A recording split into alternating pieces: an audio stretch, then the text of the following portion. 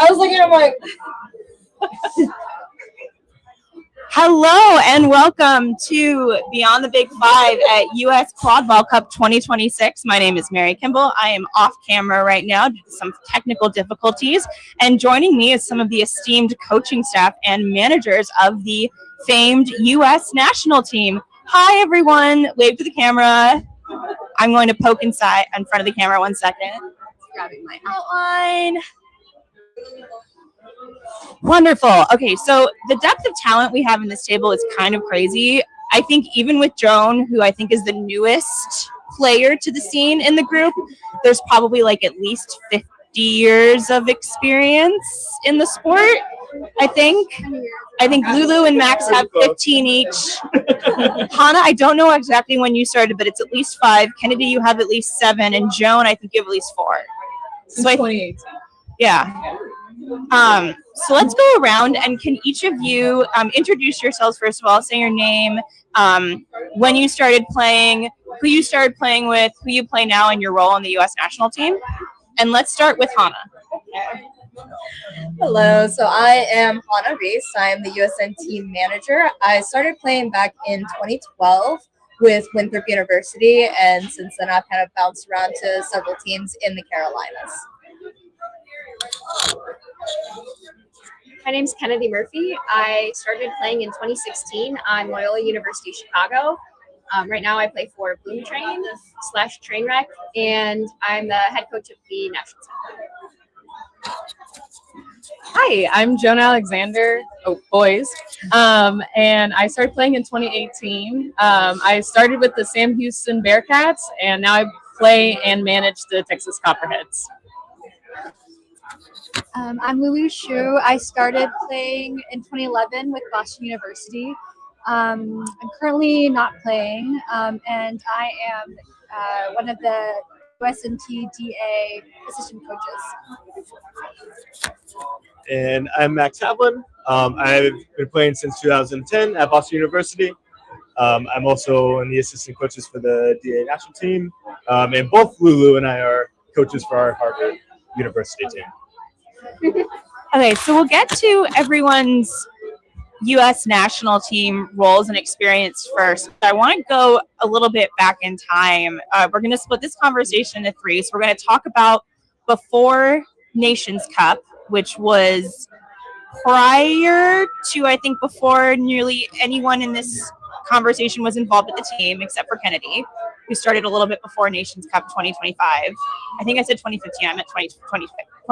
Oh my gosh, words. Then we'll talk about Nations Cup to World Cup, and then World Cup, the aftermath to now. So can you each talk a little bit about what do you think laid the foundation for your interest in being involved in a high performance program? I know there's a lot of coaching experience on this team. Like Hannah, I know you're a coach in real life. I think you coached lacrosse. So when did that mindset, that approach to the game first appear on everyone's radar? I'm going to start with Joan because I'm looking at you. Okay. So I helped out with the fan coordination for the Richmond World Cup back in 2022, I believe. And so that was the first time I got to interact with Team USA in the high performance department. I had a ton of fun doing that and working with it. Prior to that, I was managing an MLQ for the League City Legends at the time.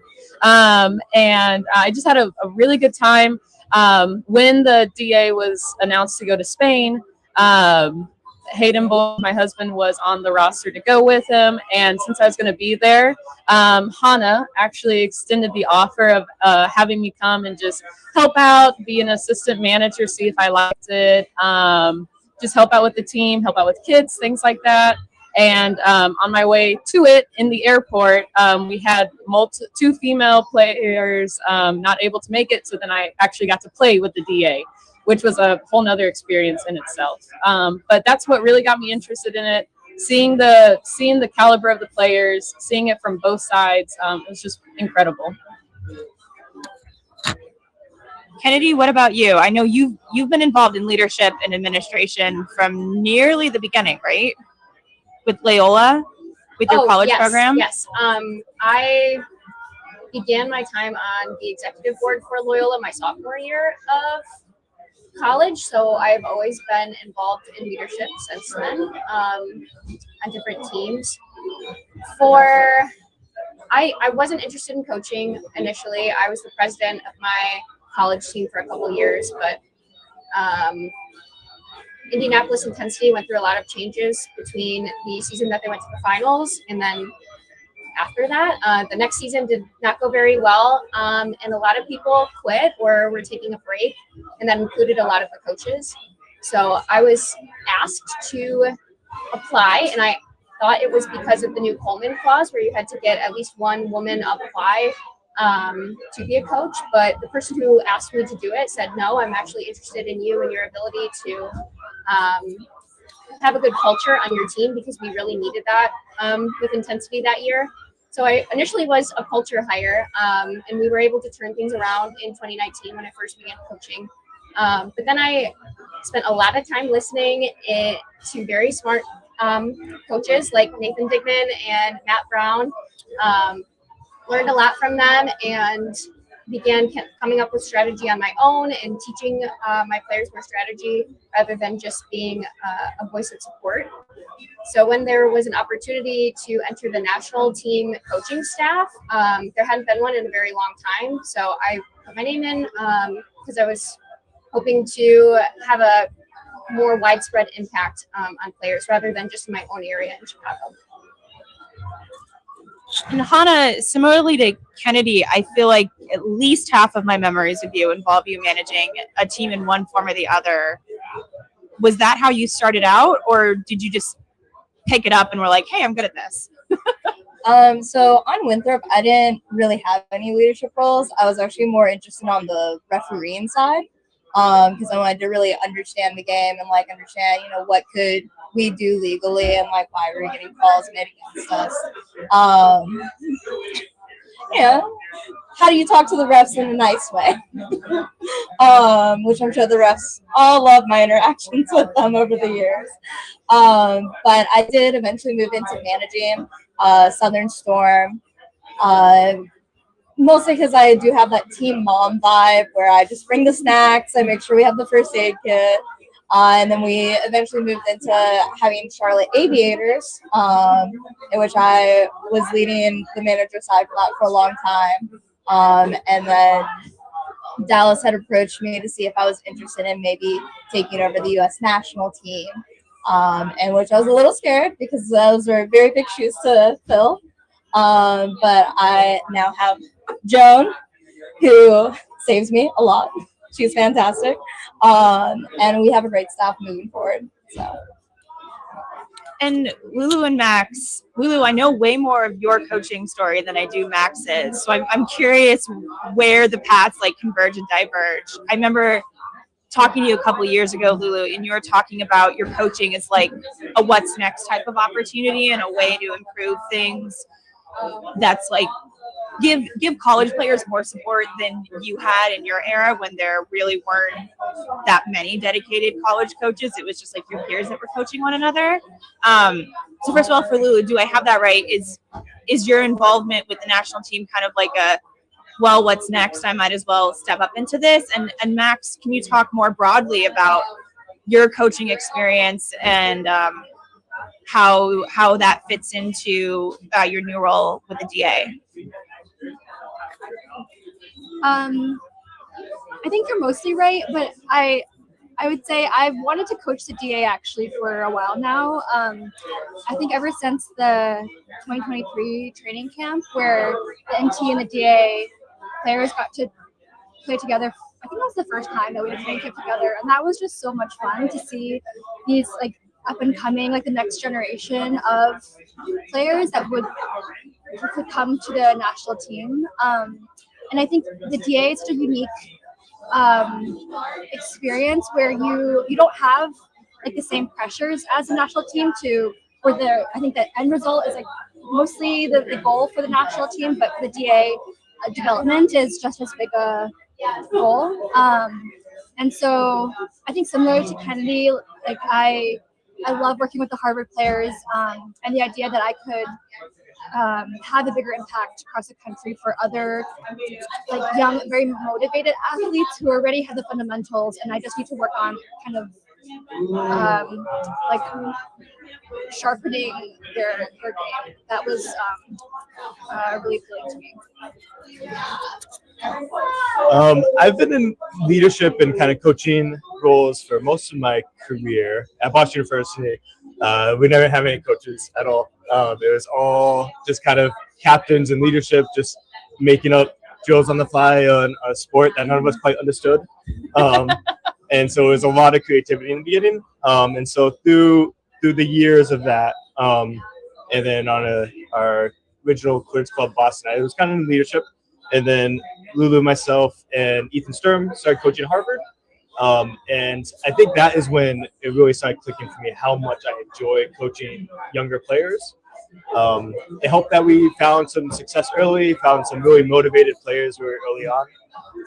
But that it's really fun giving a chance to give back to quadball that I haven't had in the past. I've been lucky enough to be part of the national team since 2014.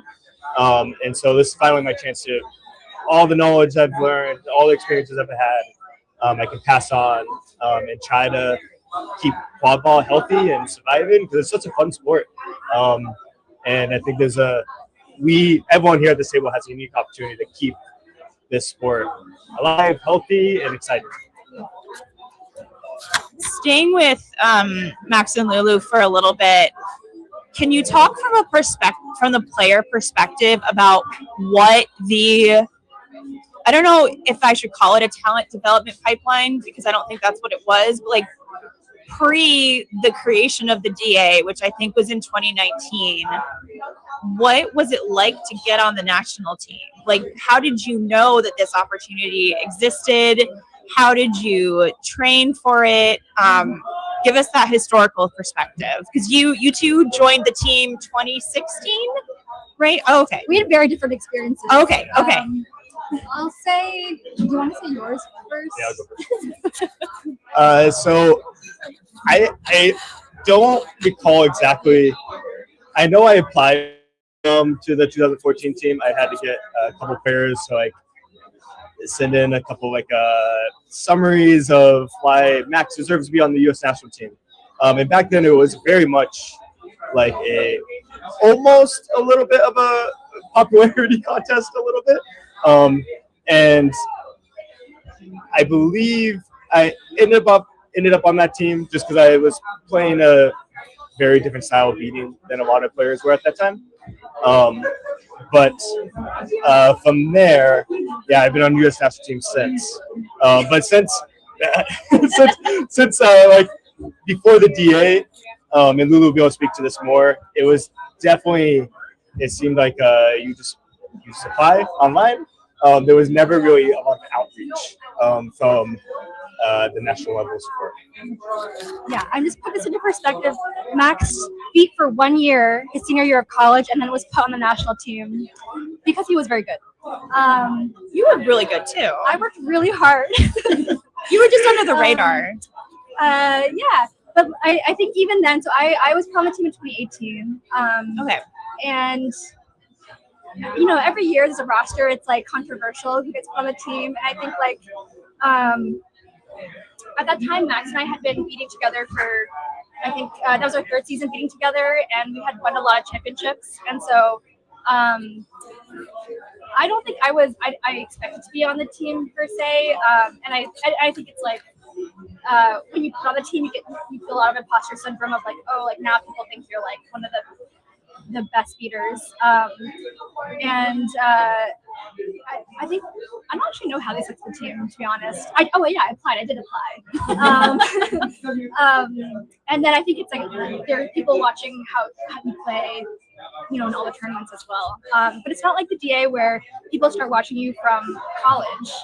And I do think it's a little bit easier. You get on the DA, and then people already know who you are, and then there's like this natural pipeline to a national team if you are able to, you know, keep up your dedication and like improvement in the sport.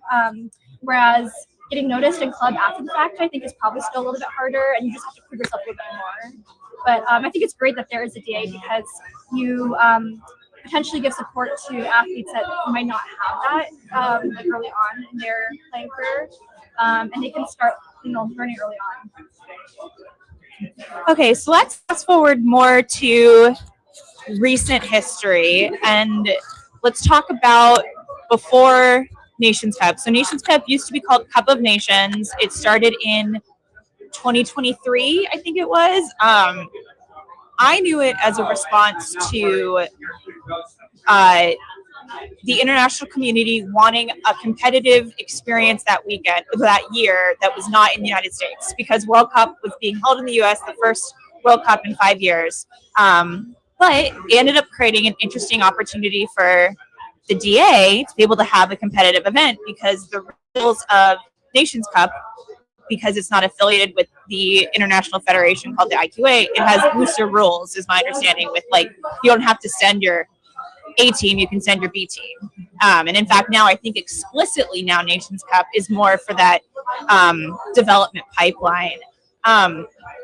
So before we get to talking more about the experience at Nations Cup, Kennedy, can you talk about your experience joining the team? Like, remind me, you started, I know you weren't present in Spain, but you were involved in the pre-stuff. When did you get onboarded? Yes, I believe I was onboarded in August. And can you hold the mic a little closer? Yes, I believe I was hired in August of 2024, it would have been. Yes, my brother got married that weekend, so that's okay. And that was like 2 months before the tournament, right? Yes, so we had coach meetings. We were not involved in the ads or drops for that cycle, but we did prepare the team for the teams that they would be facing. So a lot of strategy sessions, film sessions, and just general preparing for practices abroad and getting college level players ready for international play, because it is much different than US student MLQ. Hannah and Joan, can you talk a little bit about that aspect of it? Partly because I want with this conversation to get people excited about being involved in the program, but also pull the curtain a little bit on some of the logistics magic that the managers do. What goes into getting a bunch of college students to Spain for the Nations Cup? Besides like 10,000 spreadsheets. So the first time we went to Quadball Nations was actually my first time out of this country. Oh my gosh. Yeah, so that was Crash course. very terrifying. Trying to figure out how do we get from Barcelona to where the tournament was being held. At the time, the train was being worked on. So if you took the train, you had to get off, you had to hop on a bus, you had to hop, like the bus would take you to another stop, and then you get back on the train. But like any public transportation, the train stops going at a certain time. So some players who got in really late ended up having to take an Uber that costs a lot of money. Oh my gosh. So a lot of it is trying to figure out the financials, because they are college students, which is why we do a lot of our fundraisers to try to give them that support. And then just kind of leading them through, because a lot of them too, this is their first time out of the country. So making sure they get their passports in time, making sure they buy their tickets, and just like budgeting food. Yeah, I will say we were really blessed in Spain, because in Salou at our players village, they actually had a buffet breakfast, lunch, and dinner, and so that solved a lot of problems for us. How was the food? Oh, it was delicious. It was incredible. Very good. I will no hot takes there. It was incredible.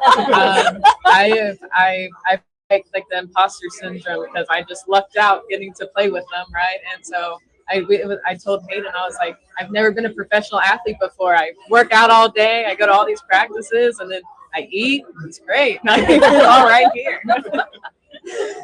And what was it like playing? Because you were basically like an injury replacement, right? If I recall, there was someone regular, because you're not normally a player. You're great. I've watched you. Like, you know what you're doing. It's awesome. But you were drafted at the last minute. Yes. So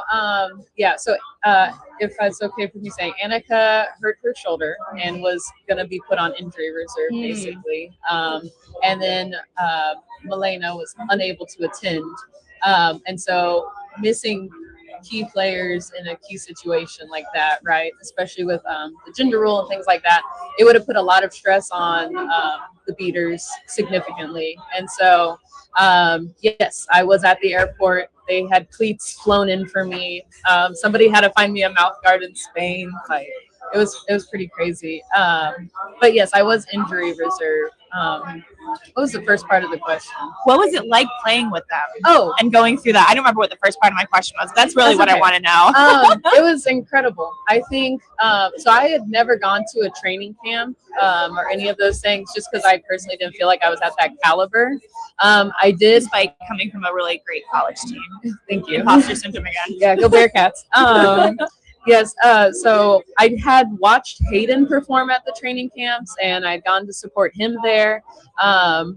But it was like being with the DA and being around those people. There's multiple times where I remember telling Hannah, like, I feel like I'm a poser, like I shouldn't be here. And like Annika and Lauren Curry were both like, no, you're here. This is your team too.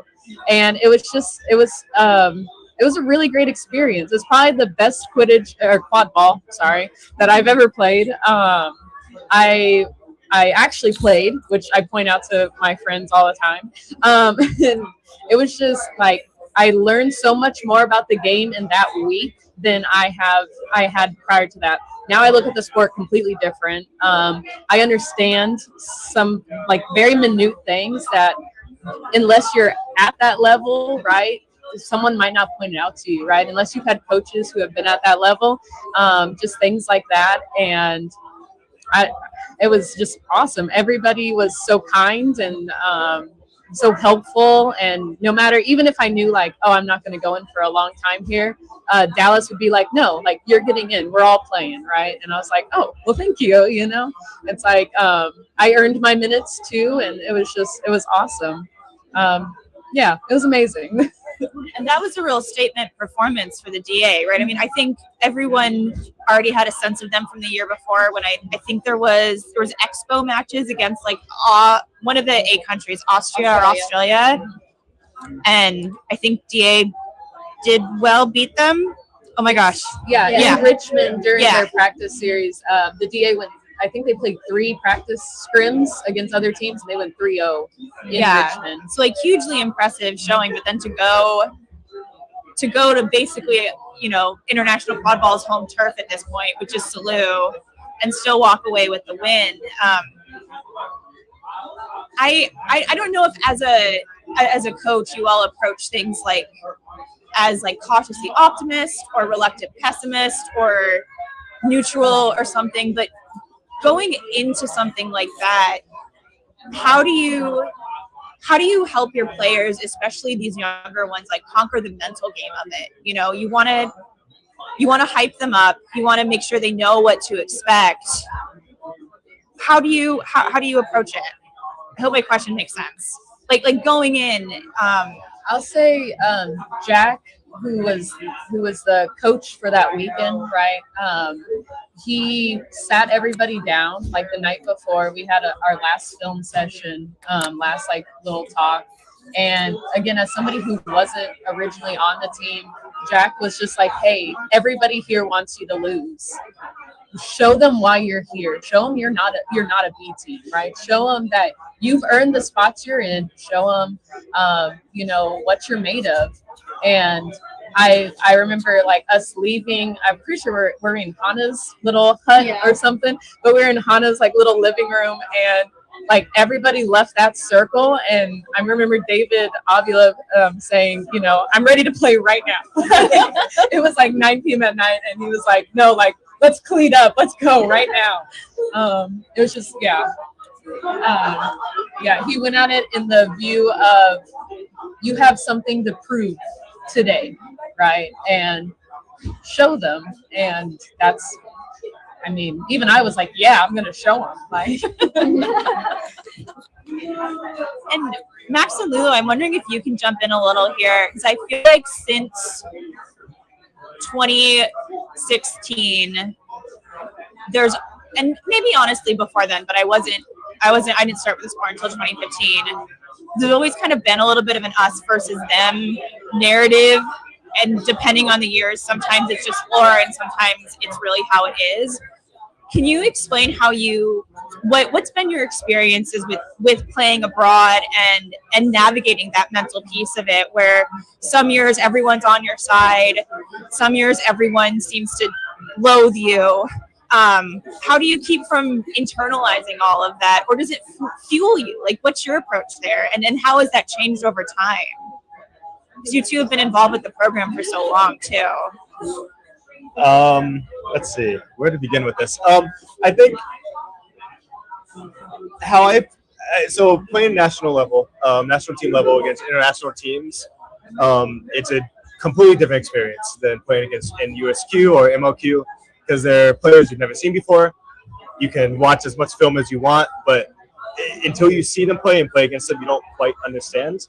But honestly, what is like so cool about the national team and the DA is like you're playing with such good players, and there's a sense of like there's a little bit of relief of I have so many good teammates around me that I know they can pick up for me if I'm playing poorly. So there's like a little bit of confidence with that. But then again, there is that pressure of the us versus them. US has always been really good at quadball, and will continue to be really, really good. But every single World Cup is getting harder, as we saw this past summer. The international game is getting really, really strong. And I think US just kind of got ahead of that. And now that the international game is catching up, there's definitely even more of a us versus them mentality, I think, going into this next QNC and World Cup down the line. But I'd say as a player, when you're in those moments, it's just amazing with the teammates that you have. That really is what allows you to keep going and not feel as much pressure as maybe you might. Or maybe you feel more pressure because you have really good teammates. So you can't let them down. I don't know. Yeah, I would agree with that. It's like so fun to play with the national team. Like every single player is so good, and like I don't feel as much pressure playing for the national team just because I know that my teammates have my back, like, whatever happens. I am also someone to like get fueled by feeling like you need to prove yourself. I think ever since I got selected for the national team, I felt like I needed to prove myself every single time I play, just to justify that I am on the national team, and like there are people that believe in me and like that I should play at that level. So it didn't really feel any different for me playing internationally versus nationally.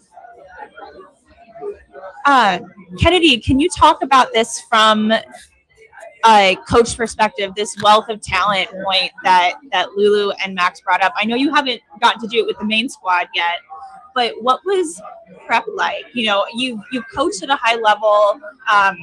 Your club team for USQ has always been dominant, so I'm sure behind the scenes there's a lot of great work there. How has the assistant coaching opportunity with the DA pushed you or challenged you in ways that maybe you weren't expecting as a coach? Even knowing you have this like excess of riches with everyone on the squad. Yes. Last Prowl season, I felt so spoiled in the roster that we had. It was so difficult to make roster decisions going into each series, and there are so many decisions that go into those. Like, I'm just trying to test this one line to see if it'll work for champs. So those difficult conversations I've had to have throughout my entire time as a coach.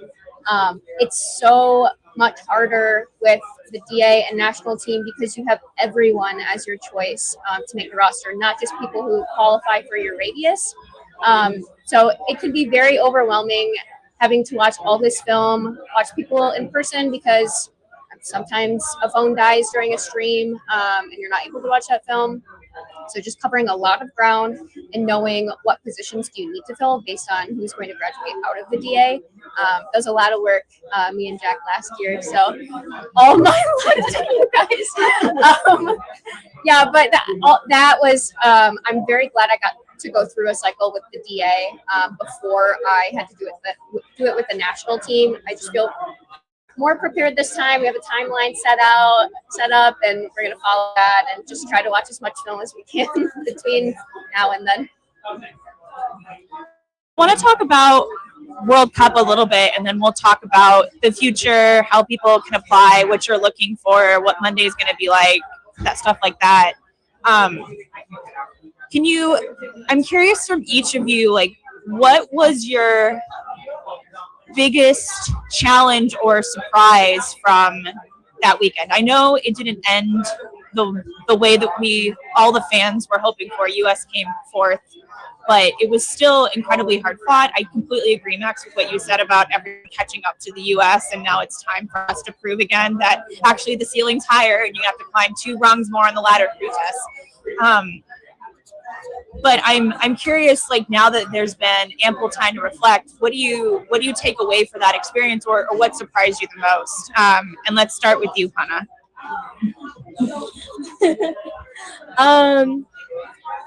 Honestly, I would say just seeing the difference in the rule set and how much it's like, I guess, diverse from like what we play with. Like the whole you can tag up on any hoop. How much that affected strategy? Because like as a beater, I hate it. I can't do the little hammer taps because they can just push back and tag back in. And so seeing that, kind of seeing how the international refs like call physical contact, which refs will let a little bit more go, which ones are quick to make that call, and just kind of seeing like the adjustments, seeing how the other teams like interacted with each other would probably be what I took away from that weekend. Yeah, the rules used to be even further behind, but now they're like 1 or 2 cycles behind us, and I just can't wait for the day when we're close. I would second what Hannah said about the rules. This was my first time. World Cup 2025 was my first time coaching internationally because I wasn't able to go to Nations Cup in 2024. The balls are more inflated, which was something I was expecting that's not written out in a rule book, but I remember trying to deflate one and it was like Deflategate Quadball version because that's how they all play. So having to prepare for that in our own practices is important, and now I know. I also had a ref call a type of tackle where it's actually the type of tackle that I teach to be safe. They call it an American whip tackle, and it's not allowed. Refs will call yellow card players for it. So it's just a different game, even with the rule changes that are expected in this next cycle. Hopefully tagging in on any hoop, that would be great. But yes, still a different game. Yeah, I would also agree. When you go in with a plan and you physically cannot do your plan, your strategy, it's a totally different game after that, you know, and it's hard to change on the fly, you know. We do the players spend a lot of time before the games, right, before the actual tournament, practicing together. They spent tons of time. We practiced in a park in Belgium, right? And we ran strategies and we ran lines and all of these different things. And then being there real time and just being like, oh my goodness, you can't do that, right? And then and now you're in a huddle asking each other, well, what can we do, you know? And just props to Kennedy for memorizing that whole rule book, because there were multiple times where as soon as a card was called, Kennedy was out there ready to go and defend. And it was just one of those things where I feel like sometimes we as Americans, we get complacent and we're like, oh, well, we won last time, you know, and it's just one of those moments where it's like, we need to turn it on because they're going 100% right now, you know, and yeah, I think that was the biggest thing, was just, this is not, you know, it's not 2018 anymore. We got to put some heat in the fire, you know? Yeah, I agree with everything that's been said. And I also don't think that the U.S. players or coaching staff were complacent. I think this was I've been part of 3 teams, U.S. national teams, and this was like the most preparation that we put in. Like we had like video meetings throughout the year to go over our team strategy. This was the first year I think we had like a true team strategy of exactly how we were going to play, and then of course like playing, practicing in person when we got there, and I think it was adjustment to the rules was just really hard for us. So tagging in any hoop, and then also flag runner ending the game. It's something that we haven't thought about in many years, and so I don't think our players like necessarily have the same urgency for getting that flag runner the way that we do domestically, and so like that kind of bit us in some of the games. Yeah, I want to tag in real quick. Shout out Ryan Davis, who's an assistant coach for the national team now. We have had many conversations about how our rule changed to where we have set score.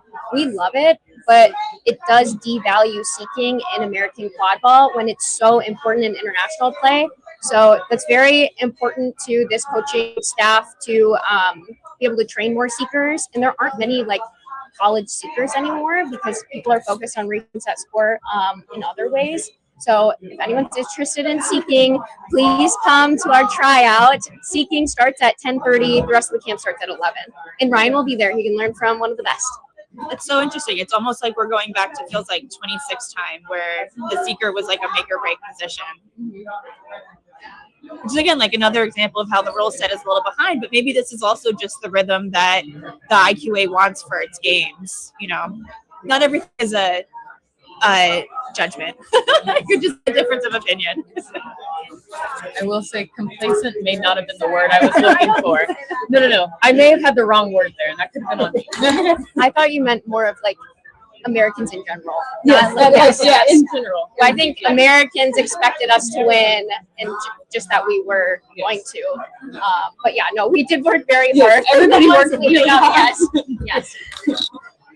And I think the only thing I'll add to this, I think through the many years I've played different international teams, I would say this World Cup, not only, yes, the rules definitely affected us, but talking about the international growth is like the teams we faced were way more disciplined than they ever have been before, where they might have a game plan, but they can't stick to it because we were just more athletic or we were just more aggressive and they couldn't stick with it. But this year, not only in our Germany game, but just watching other games that are played, they're way more disciplined on keeping their strategy.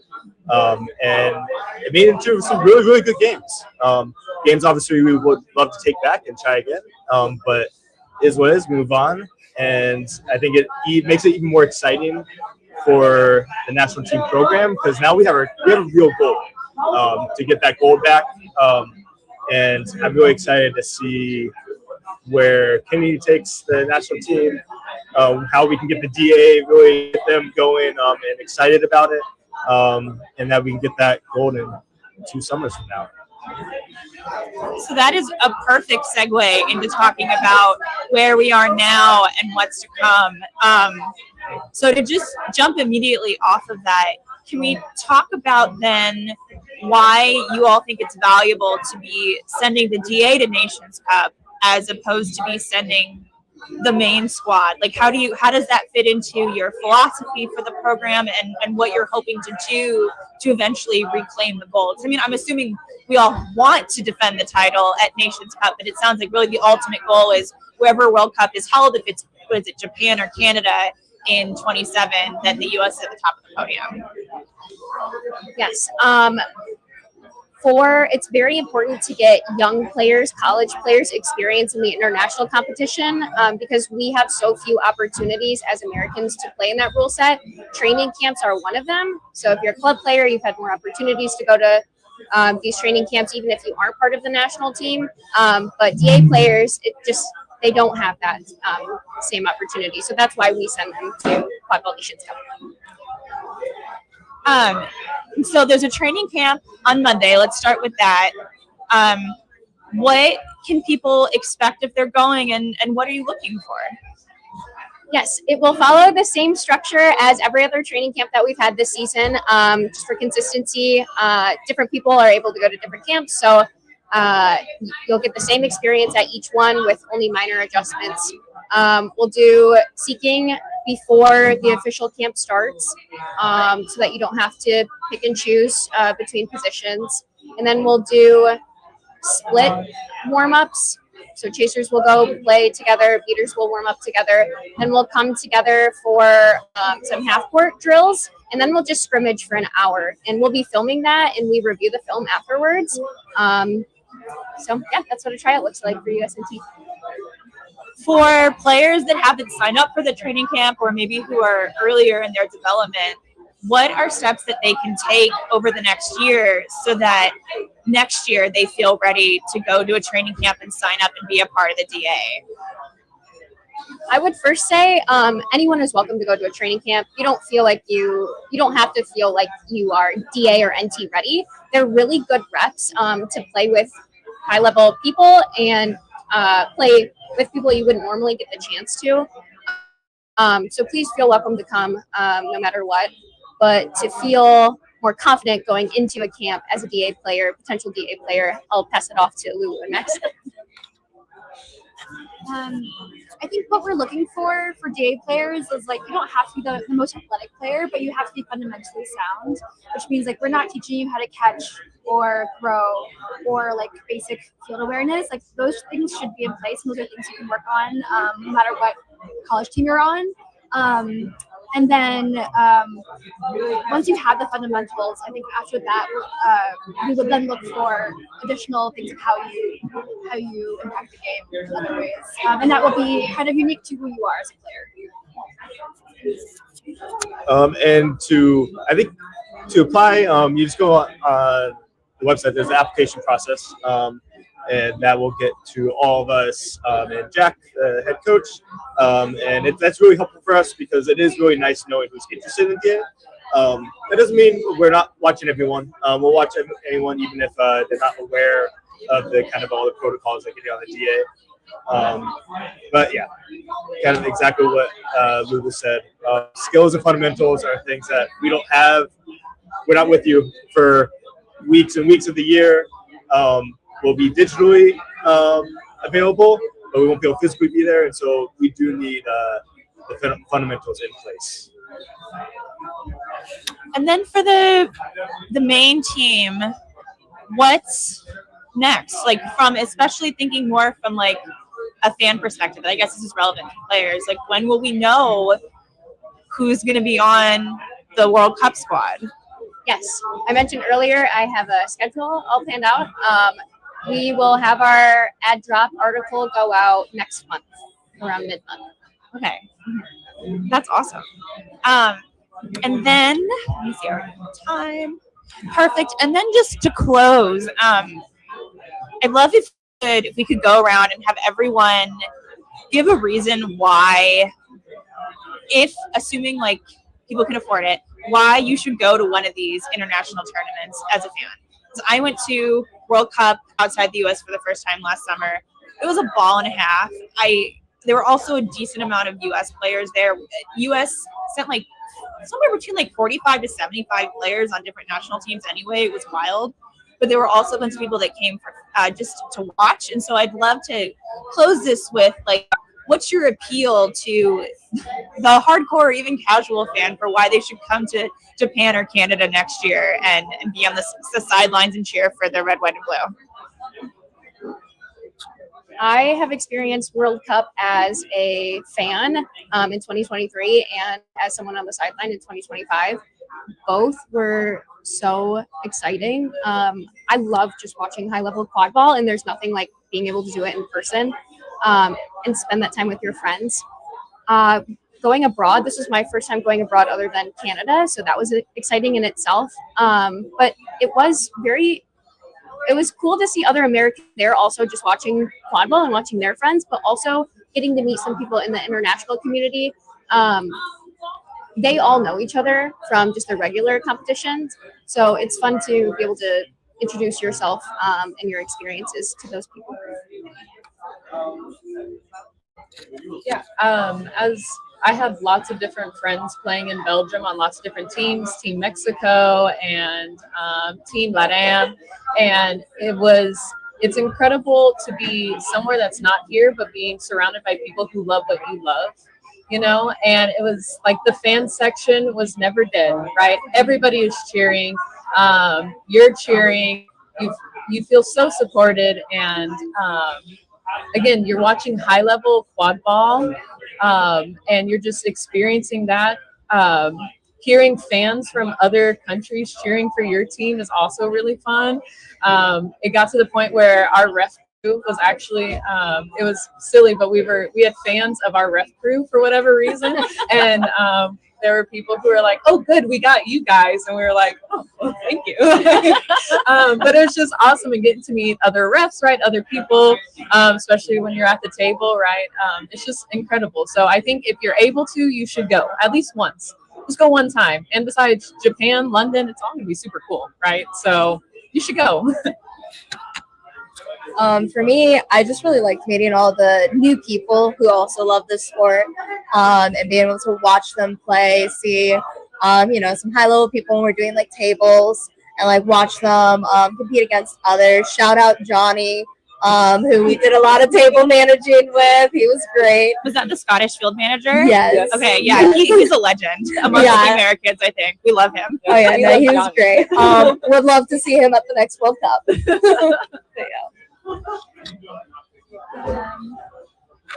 Yeah, I agree with what everyone else said. I think like the international fans and players are so passionate. It makes the whole atmosphere fun to both watch and play in. I think it was my experience was as a player, but it's a crazy. My first international experience was in Italy, and it was wild that like other people knew who I was, and then I also then met so many other international players, and like everyone's so friendly, and it's just nice to know that your experience is not just like your own like some American bubble. It's actually worldwide. And I would say going to international tournaments, we've been lucky enough having a lot of them in Europe. So being in Europe, there's a lot of European teams. And with that, because of how close proximity all those countries are, a lot of their fan bases, whether it's family, friends, come to those. And it makes it so exciting. Whereas in the USQ, like we have this cup this weekend, we have a lot of teams, some families for sure, but probably not to the level that you'd see at a World Cup.